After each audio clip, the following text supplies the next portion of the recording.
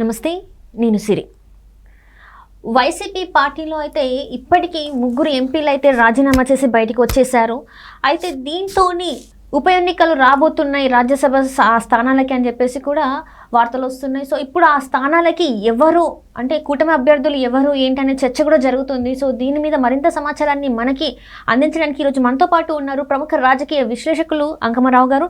నమస్కారం సార్. నమస్తే అమ్మా. సార్, ఇప్పుడు చూస్తుంటే వైసీపీ నుంచి అయితే 3 ఎంపీలు బయటికి రావడం జరిగింది, రాజీనామా చేసి మరి బయటకు వచ్చేసారు. అయితే ఇప్పుడు ఆ స్థానాలకి ఉప ఎన్నికలు జరగబోతున్నాయని, దాంతో కూటమి అభ్యర్థులు కూడా వాళ్ళు నిర్ణయించారని కూడా తెలుస్తుంది. సో మరి ఎలా ఉండబోతుంది సార్?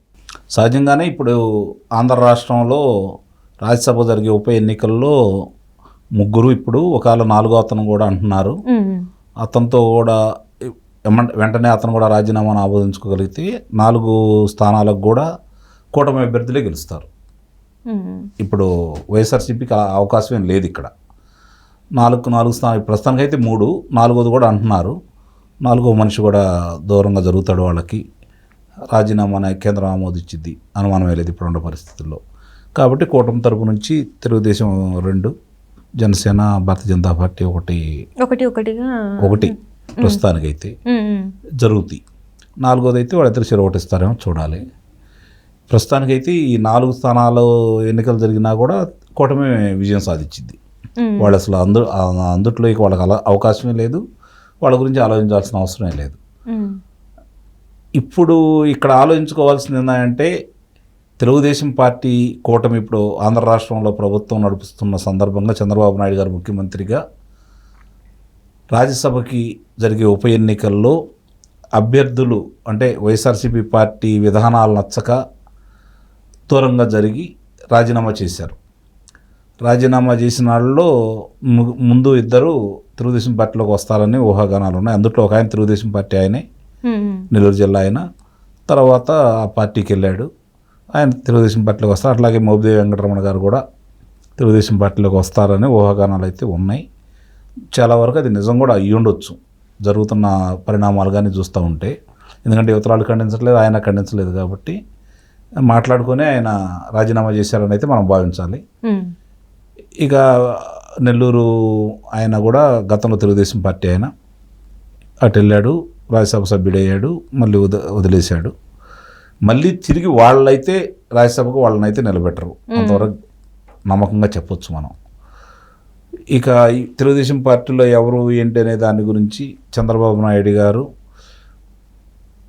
కొంతమంది ఆ రోజు ఈ కూటమికి సందర్భంగా ఎవరెవరికైతే వాళ్ళ స్థానాలు వదిలేసుకొని కూటమి గెలుపు కోసం ప్రయత్నం చేశారో వాళ్ళైతే ముందు వరుసలో ఉంటారు.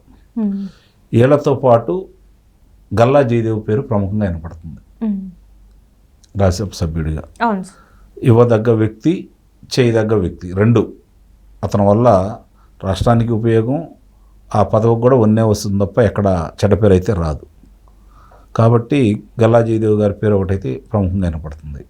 మిగిలిన ఇప్పుడు కసరత్తు చేస్తున్నారు, అది ఎంత ఎవరెవరికి ఇస్తారనేది. ఆశాహోలు అయితే చాలామంది ఉన్నారు, అందరికీ సంతృప్తి పరచడం సాధ్యమయ్యే పని కాదు. కానీ ఇక్కడ వడపోత మాత్రం ఈ తడవ కొంచెం ఆచితూచి ఉంటుంది అనేది అయితే నేను భావిస్తున్నాను. రాజకీయ అవసరాల కంటే కూడా పేరు ప్రఖ్యాతులకి ప్రాధాన్యత ఇస్తారని అయితే నేను భావిస్తున్నా. అంటే అశోక్ గజపతి గారి పేరు కూడా వినిపిస్తుంది సార్, మరి ఆయనకి ఇవ్వాలి కూడా, అందుట్లో అనుమానమే ఉంది. అంటే ఇప్పుడు 3 స్థానాలకి, అంటే 4వ స్థానం ఇంకా మనకు డిక్లేర్ అవ్వలేదు కాబట్టి 3 స్థానాలకి 4 తెలుగుదేశం పార్టీకి 2, ఒకటి కూటమి తరపున జనసేనకి వెళ్తుందా, భారతీయ జనతా పార్టీ వాళ్ళు పంచుకుంటారు అనేది వేరే విషయం. తెలుగుదేశం పార్టీ తరపున అయితే 2 స్థానాలు, 2 స్థానాల్లో అశోక్ గజపతి రాజు గారు, గల్లా జయదేవ్ గారి పేరు ప్రముఖంగా వినపడుతుంది. వాళ్ళిద్దరికీ 2 స్థానాలు ఇచ్చినా కూడా ఆశ్చర్యపడడం పని లేదు ఇవాళ ఉన్న పరిస్థితుల్లో. అంటే జనసేన నుంచి కూడా మళ్ళీ జనసేనకి ఇస్తారా లేకపోతే ఇంకో స్థానం భారతీయ జనతా పార్టీకి ఇస్తారా అనేది అంటే భారతీయ జనతా పార్టీ నుంచి ఎవరు అభ్యర్థి అనేది ఇంకా జనసేన నుంచి నాగబాబు గారి పేరు అయితే వినిపిస్తుంది సార్. అంటే ఇప్పుడు అది వాళ్ళ పార్టీకి ఇచ్చిన తర్వాత ఎవరనేది వాళ్ళు నిర్ణయించుకుంటారు. దాని మీద వీళ్ళు పెద్దగా పట్టుబడతారని అయితే నేను భావించాను. మరీ అభ్యంతరకరమైన వ్యక్తులు ఎవరైనా వస్తే తప్ప. నాగబాబు గారి పేరు వినపడుతుంది కానీ నమ్మకం అయితే నాకైతే లేదు ఆయన రాజ్యసభ ఇస్తారని. చూడాలి, నాకైతే నమ్మకం లేదు ప్రస్తుతానికి.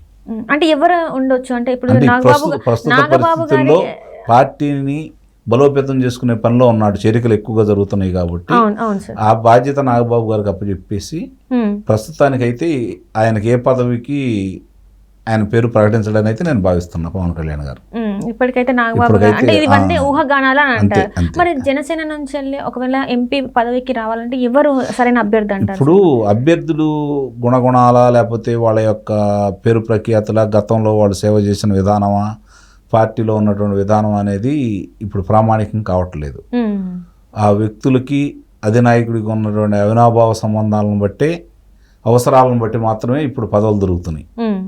కాబట్టి సేవ చేసిన వాళ్ళకి పదవులు వస్తాయని నమ్మకం అయితే లేదు కదా. త్యాగం చేసిన వాళ్ళకి ఒకవేళ వాళ్ళు అవకాశాలు కల్పించేంత స్థాయిలో ప్రస్తుతానికి అయితే లేదు కదా. కాబట్టి వాళ్ళ అవసరాలకి ఆ పార్టీకి ఉపయోగపడే వ్యక్తులకు మాత్రమే ఇస్తారు, అది మాత్రం వాస్తవం. అంటే ఇక్కడ చూస్తున్నట్టయితే ఇప్పుడు వైసీపీకి అయితే అది దాని గురించి మర్చిపోవడమే, ఇంకా మర్చిపోవడం అంటే అక్కడ నుంచి వాళ్ళ నుంచి అయితే అభ్యర్థులు నిలిచడానికి అవకాశం 2029 తర్వాత వాళ్ళ ప్రాధాన్యత ఎటు ఉండదు. ఈలోపు ఎటు వాళ్ళు రారు కాబట్టి ఆ తర్వాత అసలు వాళ్ళు కనుమరుగైపోతారు.